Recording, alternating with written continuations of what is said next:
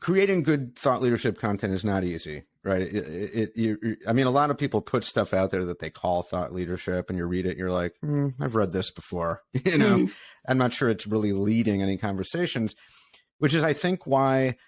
Remember, I saw a study a while ago done by LinkedIn, and I can't remember who they did it with. It might have been Gartner, like one of those kind of companies, and it looked at thought leadership, and one of the key data points was that decision makers very much value thought leadership, but they rate most of the so-called thought leadership content that they consume as average at best, and a lot of it below average. And only a tiny percentage did they rate like truly good.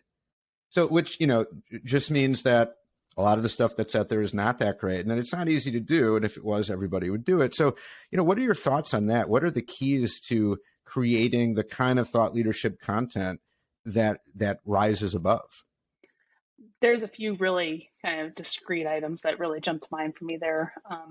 First, whether it's a company like Gartner, or someone like them that is well respected, well trusted, that organizations know that they have a good analytical approach to recommendations they make, getting them not just on board, but evangelizing is a really important piece. So, a company who's selling a service is not ever going to be as trusted with their thought leadership as a third party who really is relatively sitting in the middle. And so I think that's important, that you aren't just trying to push your thought leadership from a company trying to sell something.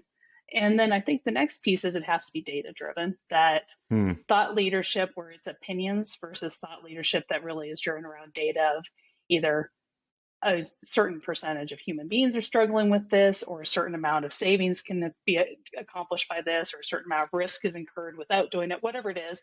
I think data helps a lot, at least for me personally.